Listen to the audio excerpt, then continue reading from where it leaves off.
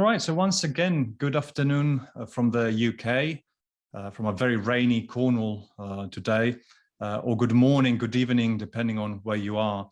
And thank you for joining us today. Welcome to another webinar, part of our all-install virtual conference this week. I'm Nick Beretta, Head of Product at Allen Heath. And I would strongly invite you to take a look at the full schedule of the conference if you haven't done so already on our website. We have a bunch of other exciting sessions coming up later today and tomorrow, as well as the opportunity to book a meeting directly one-to-one with one of our tech marketing team or our team in the US and other parts of the world if you wish to discuss a project requirement or have a specific product demo. So today we'll be talking about audio protocols, and more specifically, a couple of years ago, I wrote a white paper titled "A Case for Proprietary Layer 2 Audio Protocols," which received some controversial comments, given that we live in the era of Layer 3 IP-friendly audio networking solutions. So I thought I would revise this topic today and give you a bit of an opportunity to interact with me and ask any question you might have on the topic. And I want to start with a very brief summary on what audio over Ethernet is all about. I'm sure that most of you are more than familiar with the topic, but bear with me just a couple of minutes as we sum up the use case for audio over Ethernet and what different technologies we might use for that. Also, a quick note, throughout the webinar, please feel free to send in any question you have. There is a Q&A button typically at the bottom of your Zoom webinar interface. You can use it at any time to send in questions, and my colleague Val Gilbert will be monitoring your questions and we'll pick up as many as we can at the end of the session. Okay, so to start with, why do we use digital audio at all? I often use this picture from Wikipedia just to make it very clear why we all moved to digital audio starting from the 90s. This is an actual real setup, broadcast studio. But let me point out some of the advantages. Again, this should be obvious to all of you, but just to summarize very briefly. The move to digital audio in general, even before we start considering audio over Ethernet, was basically because of a number of benefits that digital audio brought to the market, particularly in terms of noise at the start. So with any analog run, a noise is picked up on the analog cable and essentially added to the signal. Yes, you can use balanced signals to have less interference. But the main difference is that with a digital system, noise picked up in a digital run affects the signal only if it exceeds a very high threshold.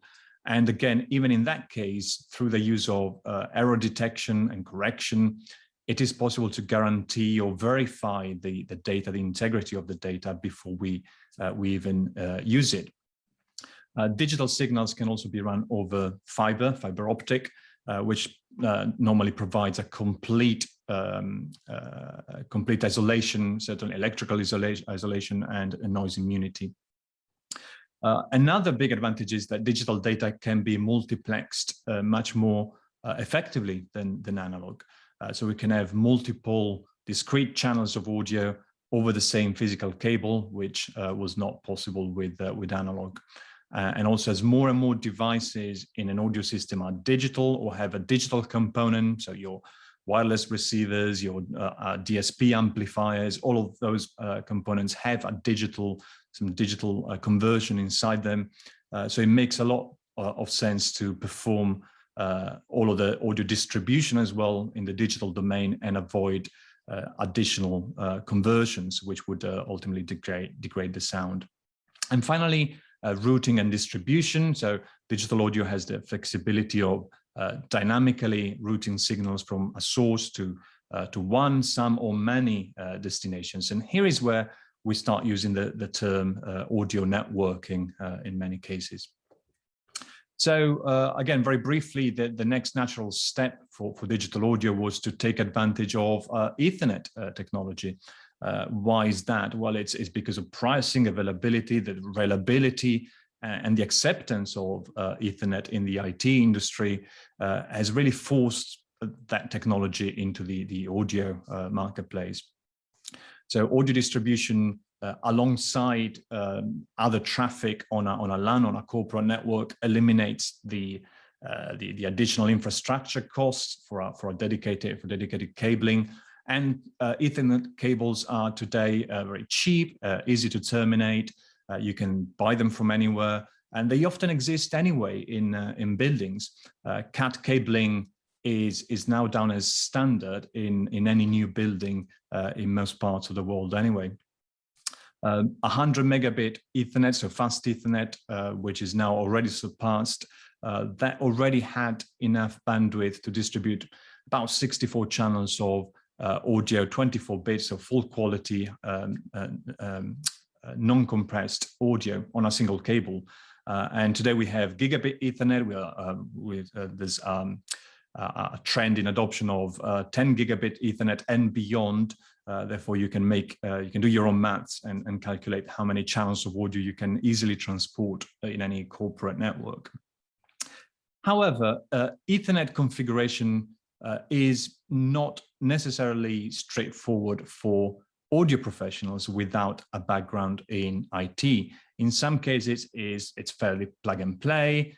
In others, it might get a bit more involved, particularly when you look at converged networks and sharing an Ethernet infrastructure with other traffic. When I started with CobraNet early in my career, there was a fine line between audio networking and audio not working. So it's important to understand at least the basics of Ethernet technology. And certainly if you want to have a career in audio and system integration, you will need to understand the basics of Ethernet before you can get into the day-to-day setup and configuration of your network. So obviously, I'm not intending to give you a course here today on Ethernet, but we'll just touch on some key points which are relevant to the understanding of the audio protocols we will discuss later in the presentation. So the first key point is the understanding of the OSI model for Ethernet. And what is that?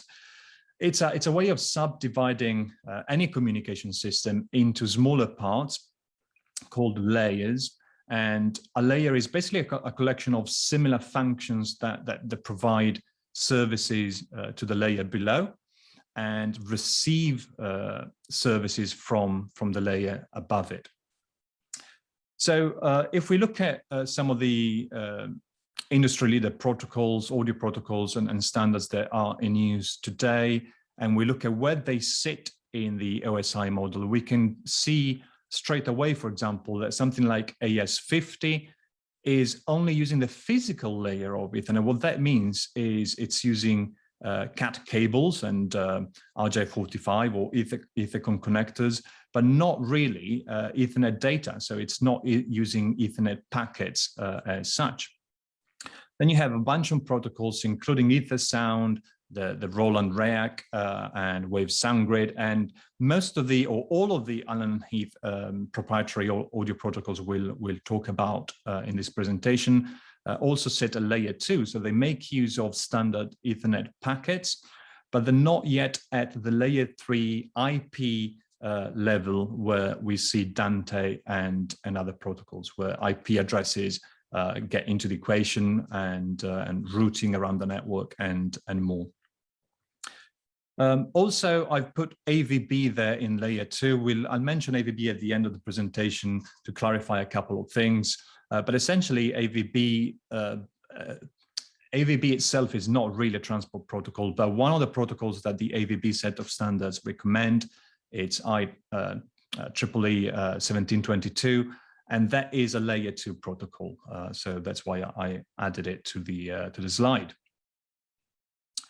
Right, different topologies in Ethernet systems, although most IT systems are today based on a star topology.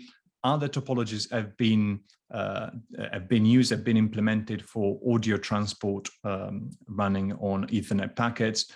The first one that we encounter, so to start with, what is a topology? What am I talking about? Topology is the way in which each Ethernet node is physically connected to each other or to the network. So the first one is daisy chain, and the capability of daisy chaining devices can be a big cost saver in some cases. So if you have multiple devices sitting in a rack on stage or in a venue, you can connect them with short patch cables from one to the other, saving potentially many meters of CAT cable. And an example of audio over Ethernet protocol that can use daisy chain is EtherSound, where the downstream component can be easily daisy chained across devices. And similarly, the ACE protocol that we use, we'll see later, that can be effectively daisy chained between devices as well. Another common topology that we find in the audio industry is a ring topology. So rings have all of the nodes basically daisy chained, but the difference is that at the end of the network, the end of the network comes back around to the first node, so creating a loop or a complete circuit, if you like. And typically in a ring audio protocol, each node takes a turn in sending and receiving information through the use of a token. And why is that preferred over a standard daisy chain system? That's for reliability reasons. So often in the case of a cable failure, the first device after the failure would automatically switch to the new primary master in the configuration, and the network would remain completely functional without any loss of audio. Again, an example of audio over Ethernet protocol using ring topology is RockNet, which is now part of the Riedel group, and they successfully implemented ring topology in their audio systems and audio distribution devices.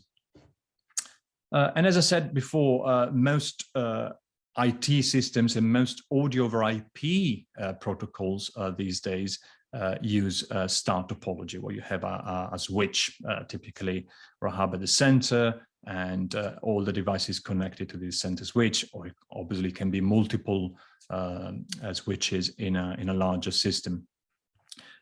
Right, so with the obvious advantages of layer 3 audio networking, and just to mention a few, routability around the network, compatibility with other traffic. You probably know that you can run Dante alongside other traffic in a gigabit switch without problems. So the question today is, why do we still bother with layer 2 audio transport? Why does Allen Heath still use layer 2 audio transport for most of the product line? And again, I'm not trying to convince you that you should be using one or the other. We have sessions in the virtual conference this week about Dante specifically and the advantages of Dante, and about how some of our Dante expanders can complete a system together with the other everything IO expanders that we also have running on our proprietary protocols. So there are benefits and advantages to each, and today we'll be focusing on our proprietary protocols for a detailed explanation of what they are and where they can be useful. Right, so essentially the first implementation of audio over Ethernet at Allen Heath was with ACE. ACE was introduced in 2009, and it was part of the iLive series of digital audio mixers. I think we counted about 25,000 ACE sockets in the field when we finally retired iLive and then GLD. And ACE basically provides a digital snake, and that was the design concept, to replace the analog snake and support multi-channel audio, 64 channels of audio specifically, at 48 kilohertz, 24-bit audio, which is pretty much, or was pretty much, the standard for audio quality in pro audio back in those days. And that's a bidirectional connection, so 64 channels both ways. ACE is a point-to-point link, and that's fundamentally one of the big differences with audio over IP protocols such as Dante, that you can freely route around a network. An ACE connection is typically from device A to device B, so it's a point-to-point connection. It's based on 100 megabit Ethernet. The channel routing and clock synchronization is typically managed by the mixer interface, by the host interface. And in fact, it's completely self-managed for some of the connections, like if you connected an iLive mix rack to an iLive surface, all of the synchronization would be and routing would be automatically done by the system. And that is what made ACE a truly plug-and-play solution, a truly plug-and-play system. So you don't need a computer or external routing software to patch things on the network. You don't need a computer or software to set up the clock settings for the network. It's all taken exactly from the mixer interface and deployed over the audio transport protocol. Another big advantage of ACE was the Ethernet tunneling, which basically means that we allow bridging or tunneling generic TCP/IP or even MIDI control data in the days of ACE in each direction. And that is very useful because, for example, not only you have control messages from the control surface to the rack and metering data coming back from the rack to the control surface, but you can also have control messages for third-party devices, a network amplifier, so a remotely controlled amplifier on stage, wireless receivers for microphone, again, on the stage side, DMX over Ethernet, anything you like, and with the convenience of having a single cable connection between stage and front of house or between two rooms in a building. ACE was also incredibly low latency, so it was designed with live sound in mind, so extremely low latency is a critical feature of the system, and that latency was only 5 samples, so less than 105 microseconds. And it also allowed for redundancy, so when using the ACE option card, 2 sockets were provided for redundant linking, so you could use both links, and both links would be running at all times. So in the case of a problem or an error or a complete loss of a link, there is absolutely no loss of either audio or control data whatsoever. And the redundancy of the control data was actually quite innovative when we developed ACE. So let's move on to what followed in more recent years and what's still in use today with the D-Live and Avantis and other digital mixers that we have in our portfolio. And that's gigaACE, which is basically a gigabit version of ACE, so taking advantage of gigabit technology. And that was dictated by the much higher requirements in developing the D-Live system, where the I/O requirement was a lot bigger, the sample rate was doubled at 96 kilohertz, and we were looking at designing a system capable of handling up to 800 system inputs, 800 system outputs, all within one digital mixing system. So the ACE protocol was adapted to, again, take advantage of gigabit technology and offer 128 bidirectional channels and 96 kilohertz. But actually, in some of the connections, like the main backbone between the mix rack and the surface, can carry in excess of 300 channels of 96 kilohertz 24-bit audio. So all of the core benefits of ACE are still present, including seamless redundancy. So you have redundancy without any audio glitch or loss of audio whatsoever, and Ethernet tunneling. So you can still connect your devices on the stage side and devices on the control surface side and have them communicating together with a single cable connection of the gigaACE link. And in fact, because of the extra bandwidth that we have now available on a gigabit connection, that bandwidth available for any third-party data is now well in excess of a normal fast Ethernet connection, so in excess of 100 megabit per second for third-party control. Also, thanks to the 96 kilohertz sample rate, the transport latency is now further reduced. So it's still around 5 samples, but because of the sample rate doubling, that 5 samples is now about 52 microseconds.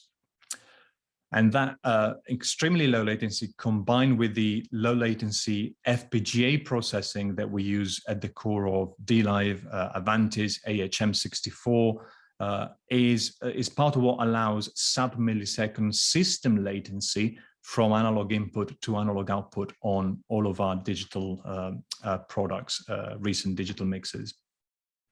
So where do we use gigaACE? Just to give you a quick picture of what we actually use these protocols. So one is the main link, as I mentioned, between mix rack and surface, in excess of 300 channels of audio. Another use case for gigaACE is with a gigaACE optional card in your mix rack or surface. You can then connect to a DX hub for more DX distribution. So if you want more DX expanders on top of what you can already connect to the mix rack or surface, you can use a DX hub with a gigaACE card and do it that way. Another example use is to connect to another system or another surface. So in DLive, we allow something called multi-surface setups. So a single mixer essentially in the mix rack, but with multiple control surfaces for independent control and PFL by multiple engineers or users. And again, gigaACE is a good example of how we would do that. And finally, to connect to another mixer in our product range.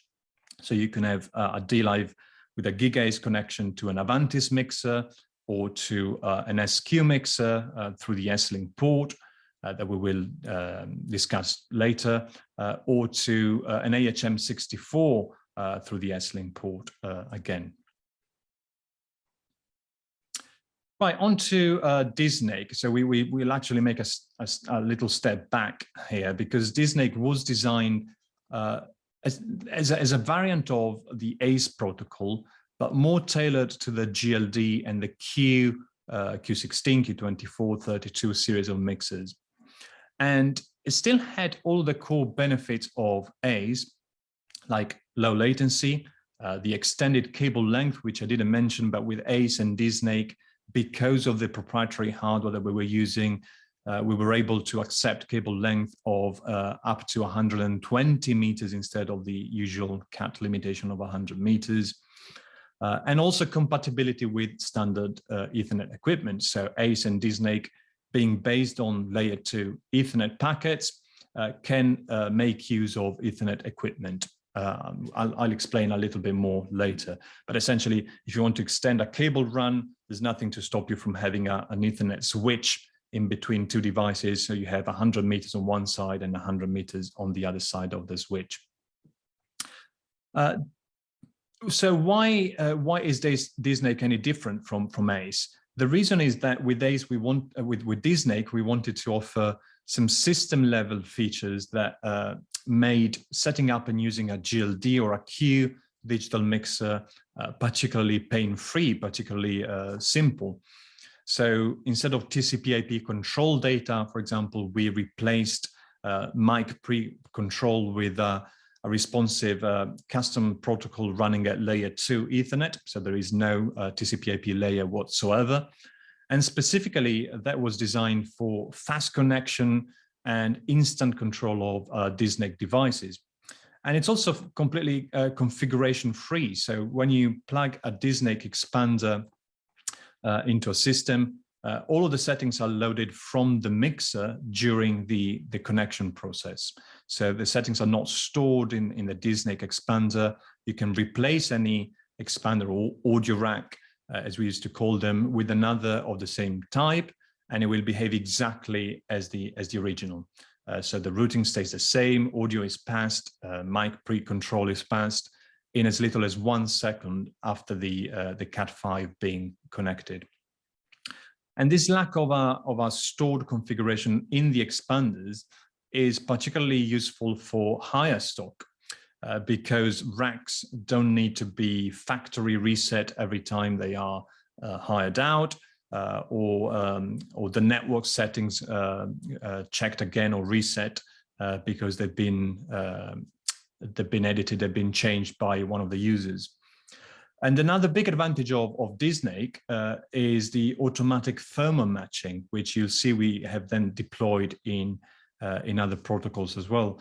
So automatic firmware matching means that when you connect an audio rack or an expander to a GLD, a Q, an SQ, an Avantis mixer, or an AHM64, the mixer, the processor, the host will check the firmware version of the expander, check that the version is correct, and in case of any mismatch, will instantly begin the reprogramming of the rack or expander to the expected version. So in as little as 6 seconds on average, the expander will be ready again to pass audio with the new firmware. And that works just as well with an old expander in a new system, so taking new firmware, as it does for a new expander with an old system. So in that case, the firmware would be downgraded to match the host.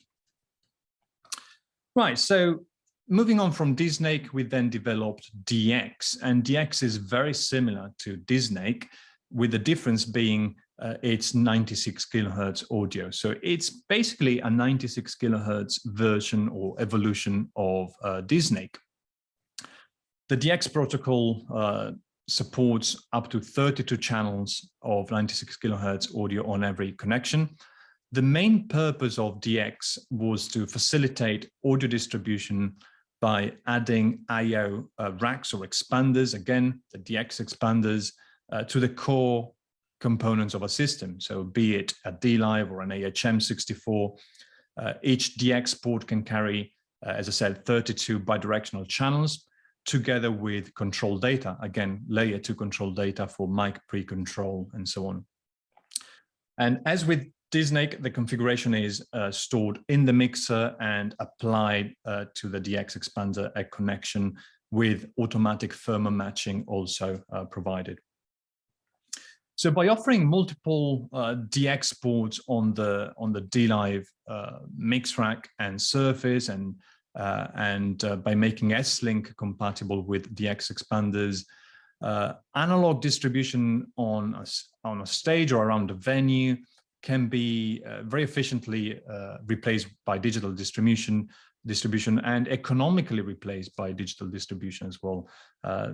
Analog multi-core cables are still very expensive, and very often you'll find that replacing an analog stage box and multi-core copper cable with something like DX expanders and a DX hub possibly would also be effective from a budget perspective. So the form factor of the stage box hasn't really changed. We still have rack mounting options. We have floor mounted or wall mounted expanders and portable stage box expanders. But deploying the preamplifiers and converters as close as possible to the source brings all of the advantages of digital audio that we touched on at the start of today's session to the stage, to the actual mic source.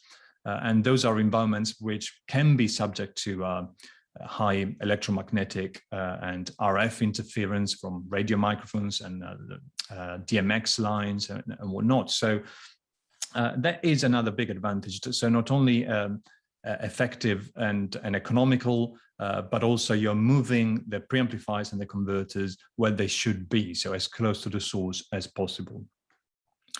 DX ports can work in redundant mode, so with each socket or pair of sockets or pair of cables, providing seamless audio redundancy for the application. Or they can be used in cascade mode, so going back to the daisy chain topology, albeit with a limitation of up to only 2 expanders. So you can have 2 DX expanders taking up the full 32 by 32 channel of audio on the main DX connection, if you wish to do so. So the GigaACE and DX protocols are designed to integrate and work together seamlessly in a system. This could be a D-Live system or, again, an AHM64 matrix processor.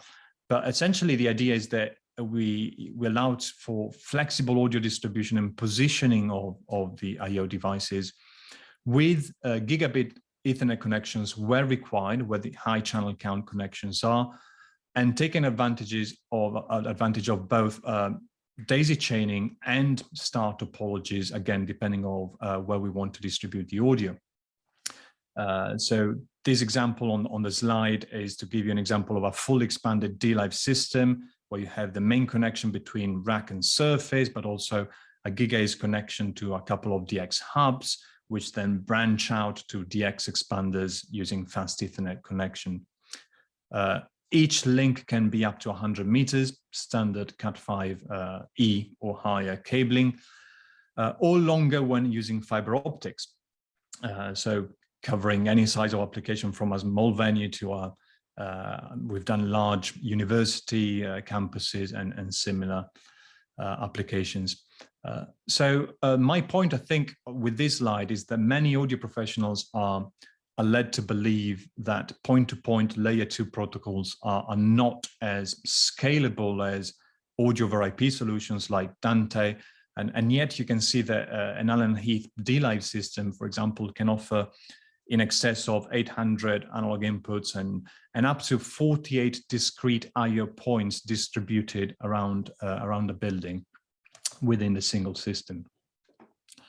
So just to sum up a little bit before we move on to the SLink port and a quick mention of AVB before I end today.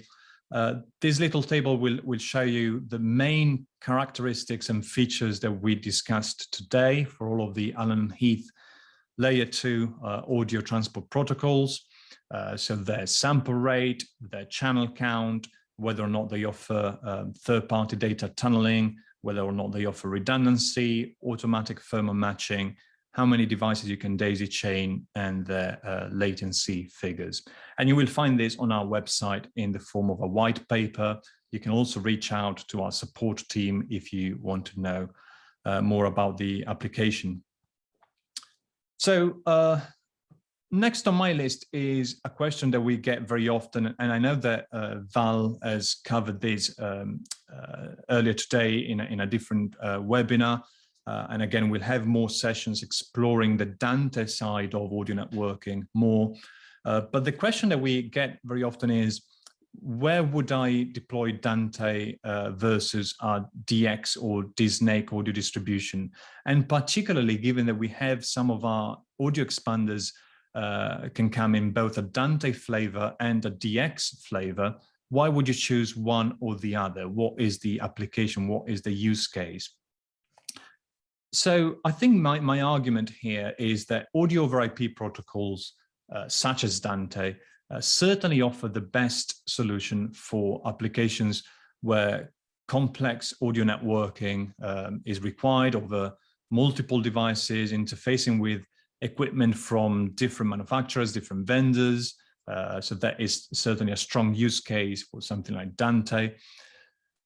However, that flexibility also comes at a cost, both in terms of the higher price of the technology that you're using and the knowledge and setup required.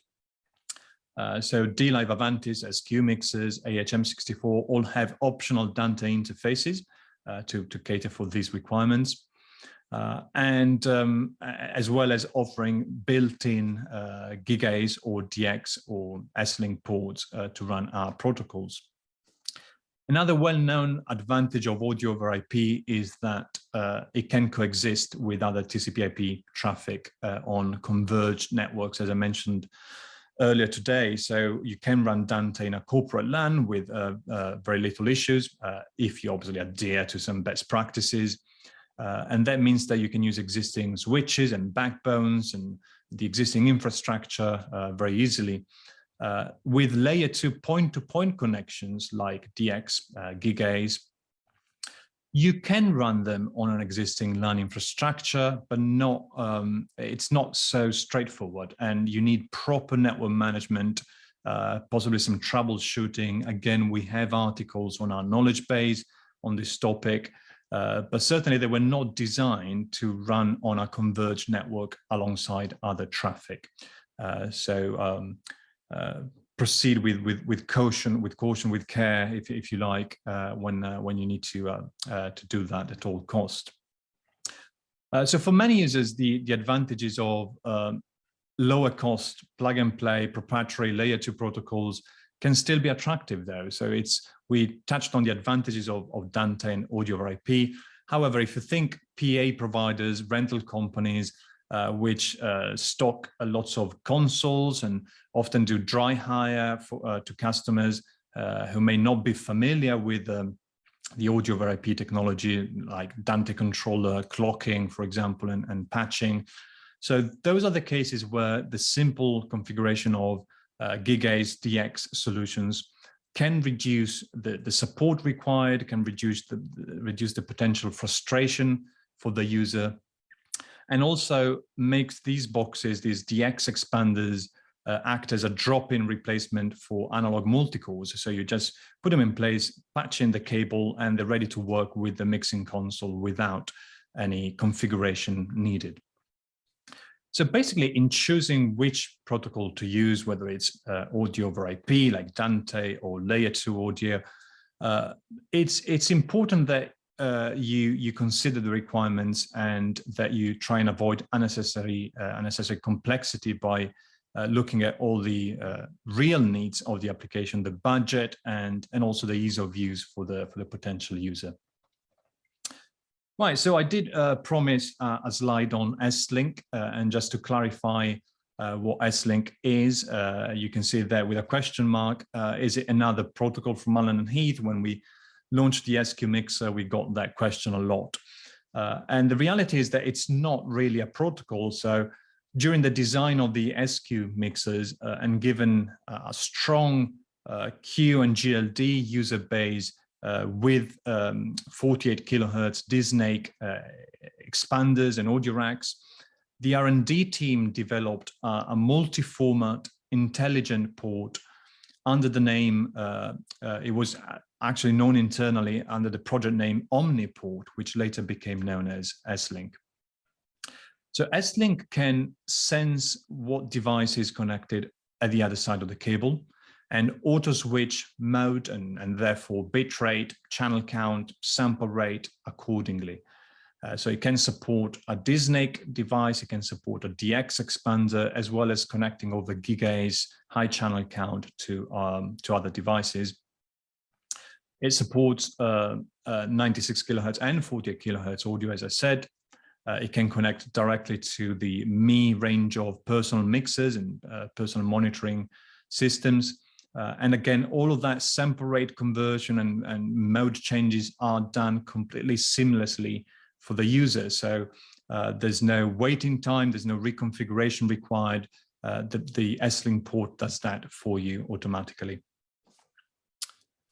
And before I move on to your questions, I'd just like to mention AVB, and that's purely because, well, A, to anticipate any question I might get in the Q&A, but also because we do get regular queries on AVB, whether we offer AVB products, whether our products support AVB, and so on.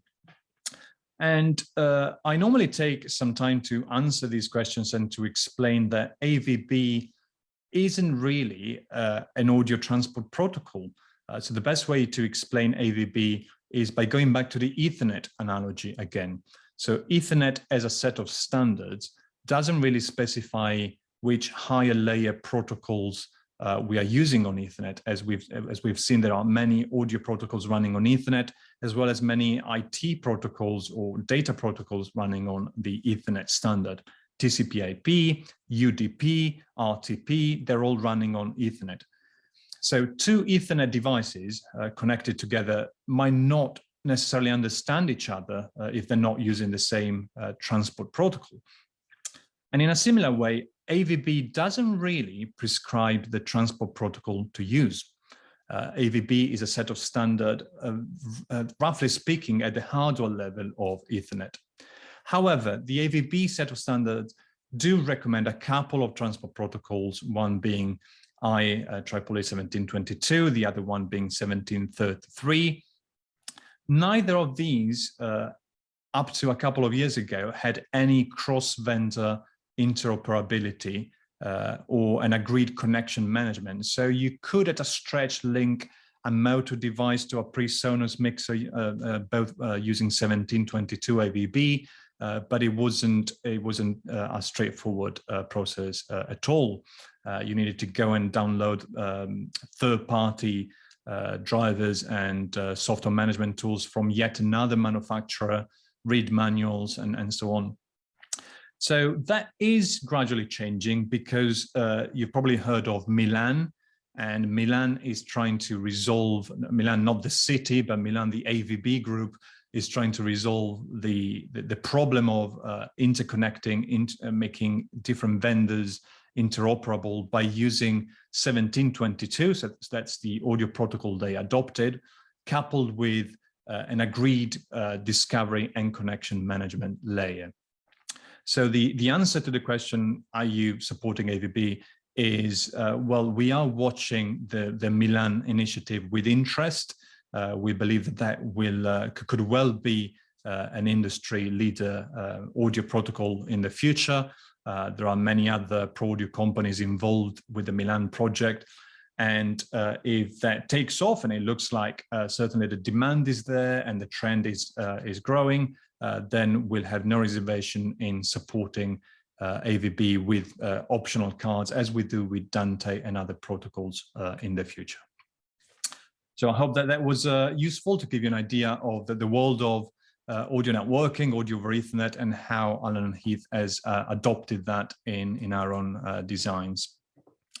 And I'm ready to take some of your questions. I believe that Val has been monitoring the Q&A.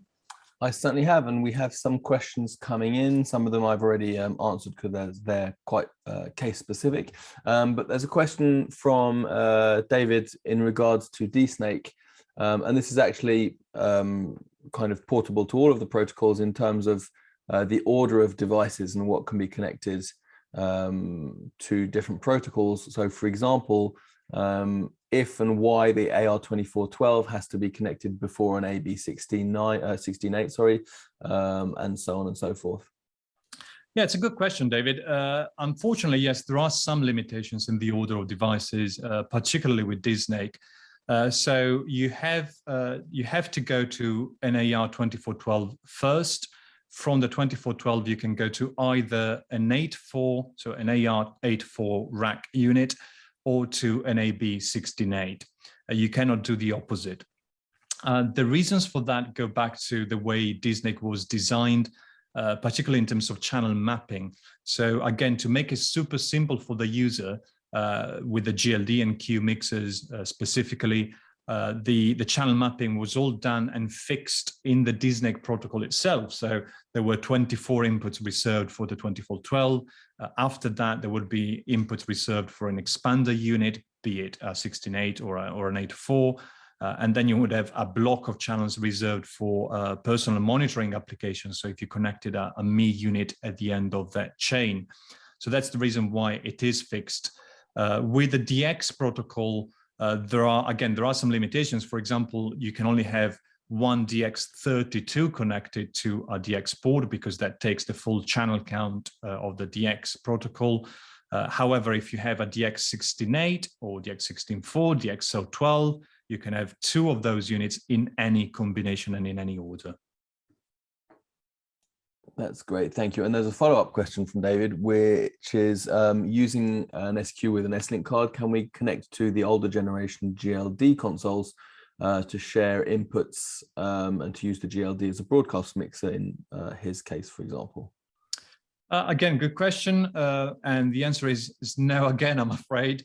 So the SLink can, as I said, is intelligent enough to cover many of the protocols and products that we developed over the years.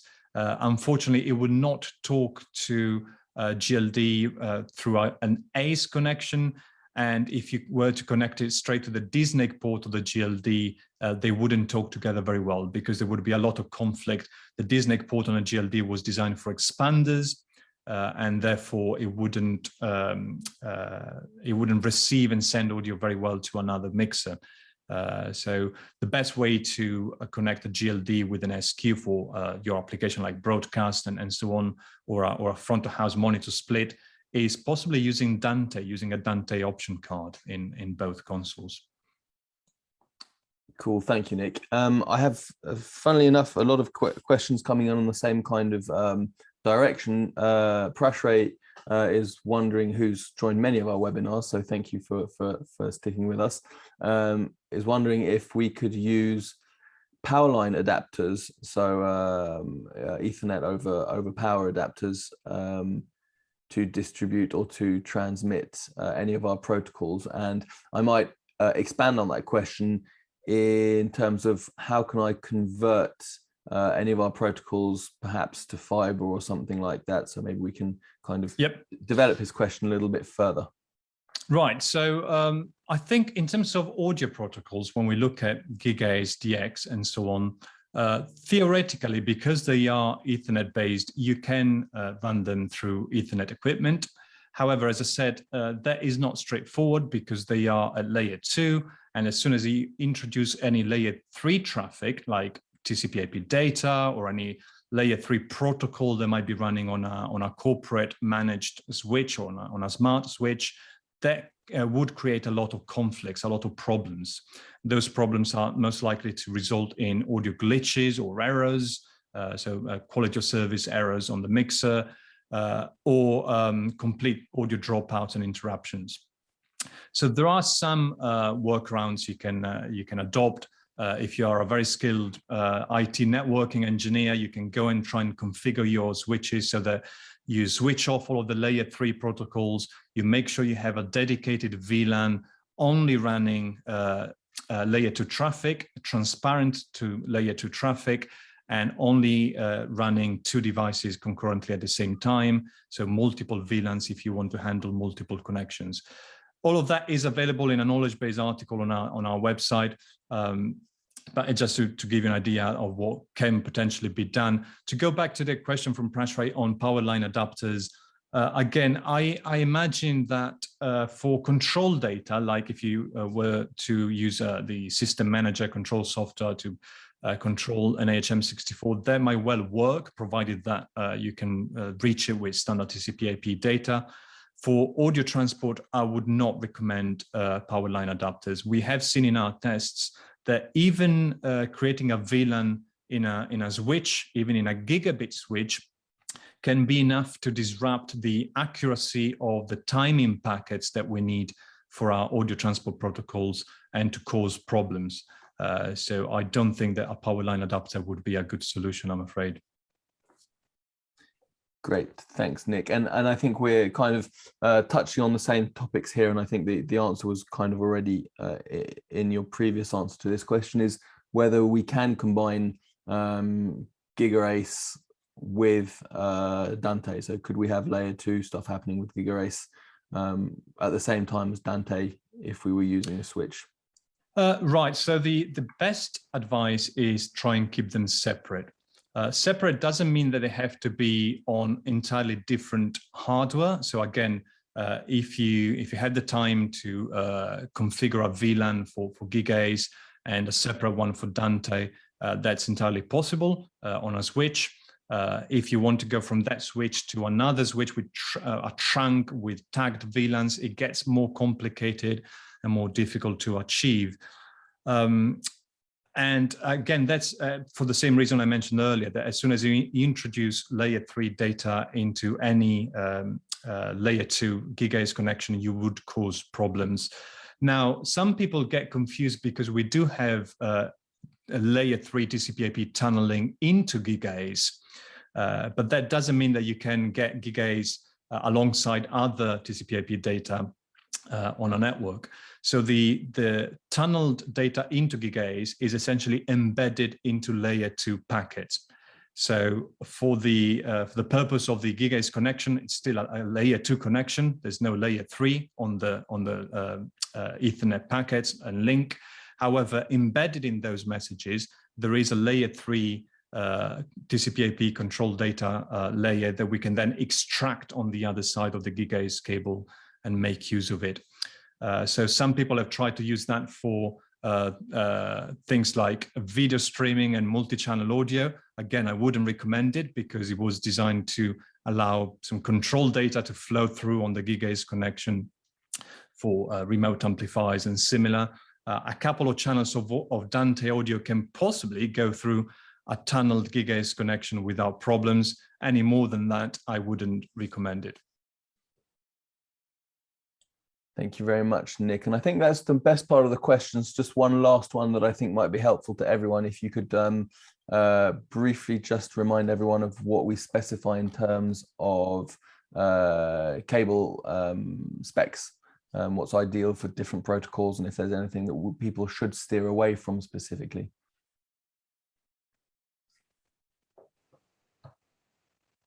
Sorry, Val, I think I lost some of the question there. Oh, I'm sorry. So yeah, if you could just remind people what we recommend in terms of cable specifications for our protocols. Yeah. And anything we should steer away from specifically. Absolutely. So in terms of cabling, we always recommend STP, so shielded twisted pair cat cables. We always recommend shielded because of the better performance in terms of EMC and electromagnetic interference. And you can start from Cat 5e and above. So Cat 6, Cat 7 is not a problem, provided that you select your connectors to be compatible with the Cat 5e Ethercon connectors that we use. I know that there are some connectors on the market that are purely Cat 6 and not really retrocompatible with normal Neutrik Ethercon connectors. So watch out for that, gotcha.